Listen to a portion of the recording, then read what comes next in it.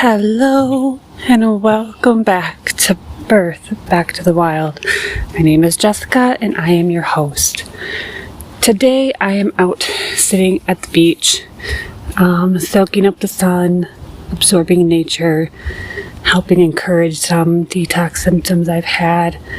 And I've really been contemplating so many things around motherhood, our children, and healing in the connection of a father to that process. And it is sometimes hard for me to put words and explain the depth of this topic, but I think it's time to do that, because it's really, when I really speak about the core of Seeds of Birth and why I came up with that concept of Purify, Awaken, Expand, it came from the disconnection I felt from my children's father from very early on. And he doesn't even understand the depth of this either.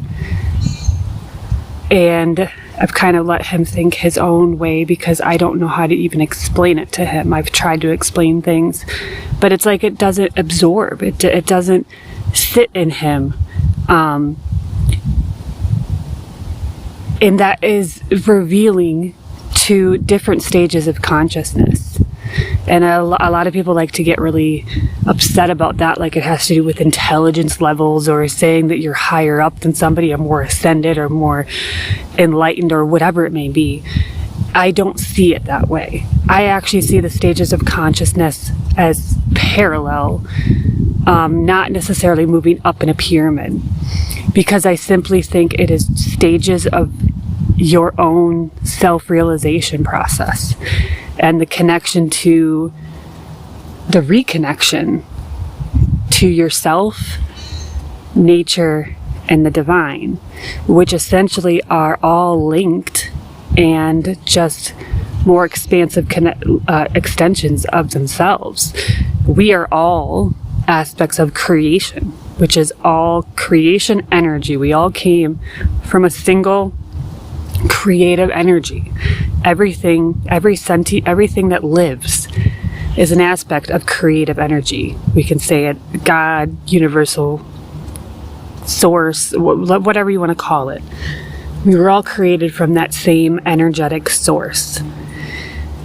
And then we were individualized in our human and in this body. Now, our individualization happens in this body. So that is where we get our ego identity and like our identity walking through life on Earth. And that is mostly created and actualized within the solar plexus. And then as we evolve further and expand our own, consciousness and exploration and understanding of the universe, it goes into a more one source, understanding our connection, how deeply connected we are to each other and to nature and to all the animals. And this, for me, is where it really explains the power of our body to heal. Because when you understand the interconnected nature of all of us with nature and the fractal of creation we are, then you can understand where that source comes from. The source of healing, alchemy, comes from the divine, that creative energy that runs through us and individualized in each human body. This is something that, as a mother, I have felt open up and expand over time as a mother. It is not something I felt connected to before having children. It is something that was awakened inside of me. Note, awaken, the second stage of Seeds of Birth, after the purity stage, which is the first. it awakened a new awareness of myself, of nature, of the divine, and the source of how we heal, how we alchemize our bodies and this world, the collective as a whole. It's one and all. It is healing ourselves, and that it is healing the collective energy. So healing yourself is a step toward healing everyone. You're not responsible for healing other people, but each time someone experiences and alchemizes their own energy and creates this expansive healing, it makes space for more people to do the same, to see and get guidance and experience the same alchemy. And then in turn, we're creating collective healing. And that is what we're seeing now. The reason I bring it up is because there's a very unique power in mothers and the motherly instinct, our biological connection with our children, that is a step further into awakening, that is in a really deep reverence to our children and seeing their well-being as our own well-being and doing whatever possible to help support them in ways that are beyond what we were able to do for ourselves ultimately, or similar to how we were able to do in ourselves. If we do our own healing and heal from a certain condition, we'll say, then we've experienced and gained clarity and wisdom from that experience to support our children in the same process. And our children are an extension of ourselves in this way, energetically and biologically. So I think there's a difference between fathers and mothers in this aspect, in that mothers are very deeply biologically and physiologically connected to their children, and a lot of fathers will feel threatened by that when they are not in reverence and honoring of their partner, of the mother of their children. And they are so disconnected from themselves still, and in ego, feeling threatened in their own body, that they can't trust in their partner or the mother of their children. It is so threatening to their own ego because of their own past pains, whatever it may be, how they were raised, their disconnection from their own mother or father or whatever. There's many variables that contribute to that disconnection from themselves, from nature, and from the divine. And they are unable to fully honor and trust in their partner, or if they are separate, the mother of their children, enough to listen to her wisdom and guidance, to let her lead in the birth space, how to support their children medically and herbally, healing, what methods to use, because in the end, the woman, the mother, is the healer. And that is a very innate, feminine, I don't even know the word, it's innate feminine nature that leads us into this healer role of the home. Sometimes the men can come along and feel the same thing and learn from the woman. But in many contexts, the women were the healers. In birth, postpartum, and in motherhood, and in the community. And they were often deemed as the witches, crazy, And in different parts of eras of our society, men would deem these women as insane and put them in asylums. And this was particularly common in the 1800s.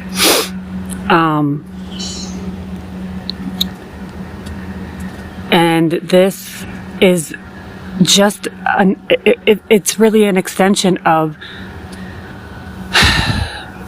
the quote-unquote burning of the witches,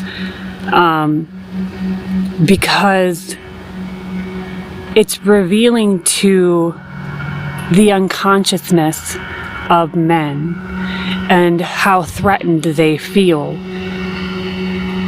by the power and wisdom of women, of the mothers, and their disconnection with themselves in the way they are living, and the lack of desire to grow with the mother. Learn from her. There is so much ego involved that learning from her feels like a threat. They want to feel like the leader of the family, and that means if they don't feel like the most intelligent one in the room or the one that is in control, they will throw her under the bus for their own benefit. And this has happened time and again in history. Like I said, many of the asylums, even in the 1900s, I would say it happened in my family, my grandma on my mom's side. And this is a delicate topic that I don't like to talk too much about because there's not a lot of certainty that other people have about that, because my grandpa was seen as kind of the caretaker and grandma was not present because she was deemed schizophrenic, put in an asylum at quite a young age, and then just not present as a mother to her children. And it is why I feel so deeply passionate about this work, because I have felt the damage, the severing in my lineage. And I feel a very personal call to reclaim that wisdom for my lineage and in the collective learning environment. And this topic has come to the surface for me as well, because I see more and more. I wanted to lay the groundwork there with that understanding. I see more and more how the allopathic system and its connection to government agencies like CPS are used as leverage to help men gain custody of children and force medical treatment in ways that the mother does not desire because of her connection with nature and healing and herbs and holistic whole body wellness that the men either unconsciously don't believe in, or feel threatened by the woman, or feel resentments or anger or whatever, and want to gain control over her, and they use these means as leverage over her to gain, whether it be full custody of the children or just to get her to submit to his desires. I see it show up in birth. I experienced it in my first birth. It is why I did not have a home birth my first time around, because my husband at the time did not feel comfortable with it. He didn't even feel comfortable with it the second 2 times, but I wasn't going to be told that I wasn't going to do it.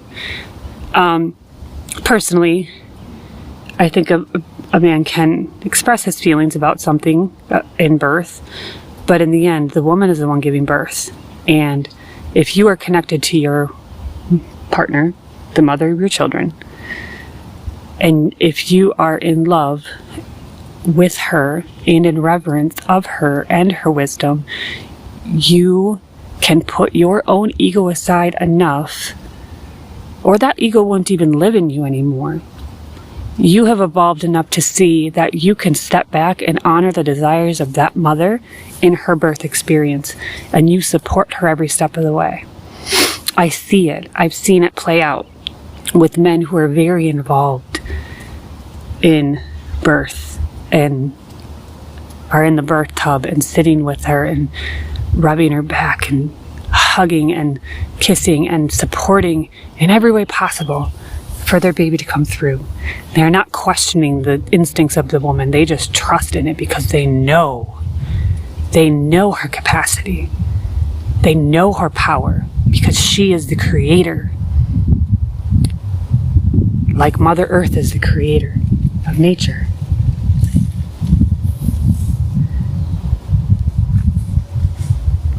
So when I see these things play out with CPS and medical systems, it is deeply concerning because as a mother, I know, and I'm seeing this personally with a couple friends at the moment, which is why it's a topic for me.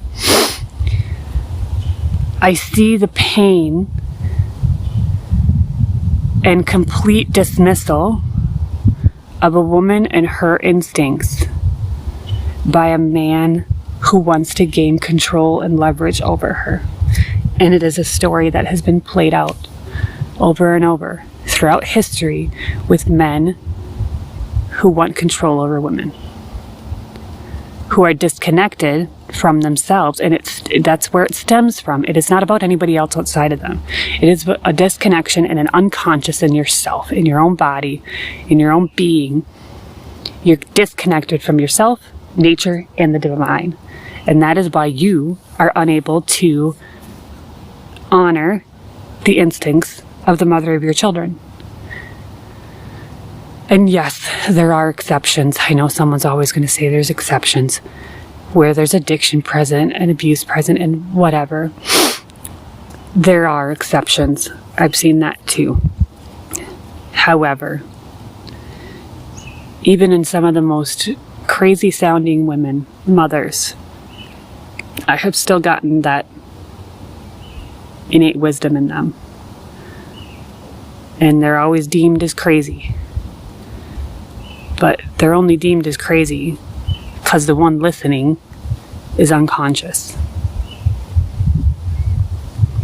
And if you look at the collective and the awakening, quote unquote, among humans right now, it's easy to call somebody crazy if you are unable to really grasp what you're hearing. If it's a fresh idea or something you've never heard before, some crazy conspiracy, you're going to deem it as crazy, and that person is crazy until you venture into that hole of knowledge and intelligence and realize that there's something to it. There's something more to be learned. This life and living here is all about learning. And I believe that motherhood, parenting altogether, is one of the most powerful and expansive experiences of growth that you can go on. And I can understand the questioning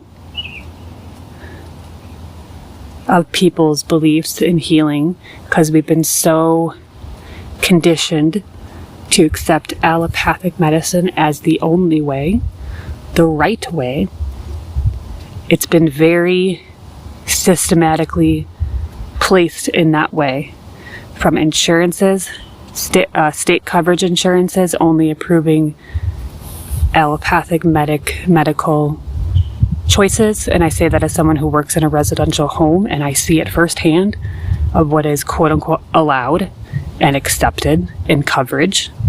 They're only allowed to have coverage in very particular settings and very particular drugs. It has to be approved by the doctor, and then their insurance, the disability or insurance agency, whatever.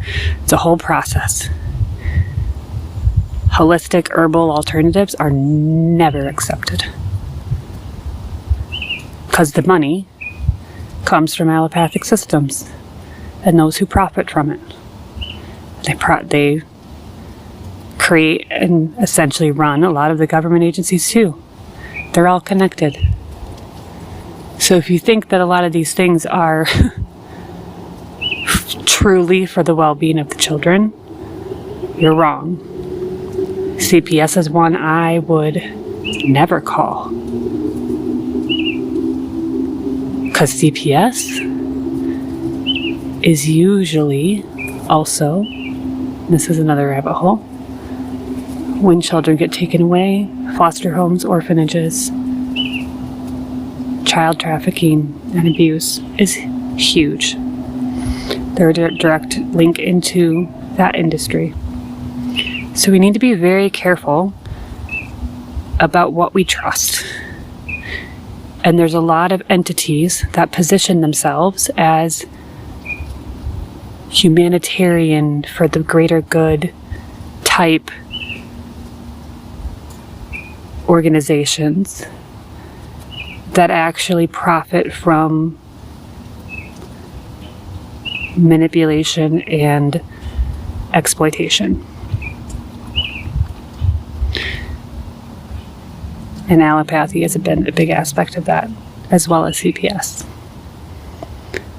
So I urge you all to be consciously aware of how you work with one as your partner, if you are married in a relationship with the father of your children. Two, if you are co-parenting like I am. And actually want what is best for your children. You will take the steps to actually listen to the other parent. I see many of these lawyers who are now father advocates and push for fathers' rights in custody battles and all that stuff.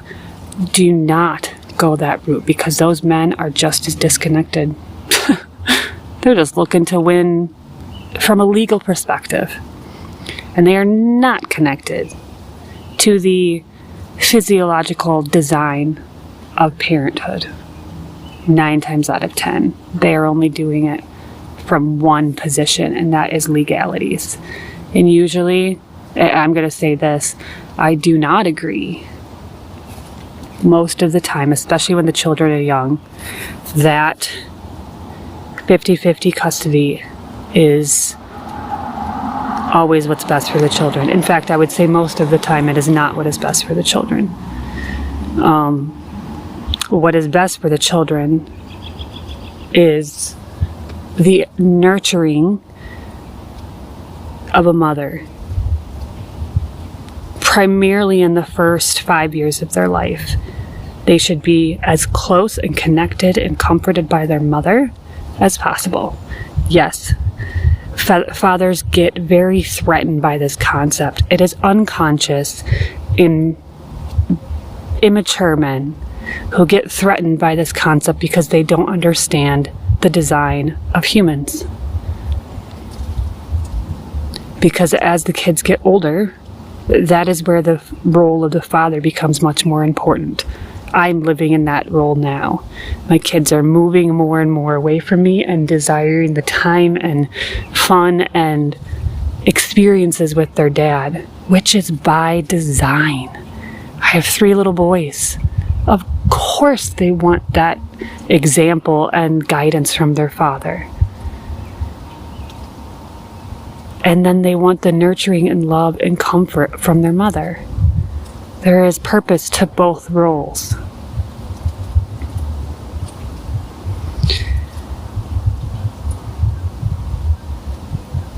I believe that this is a really, really, really important topic, and it's one that I could talk forever about. But I'm going to leave it at that for today, and I would love to have a greater discussion in the comments if you want to share your story, your perspective, your experiences, or come and check me out on Facebook and YouTube, Seeds of Birth, and we can connect more. Thank you. I appreciate you, and I love you.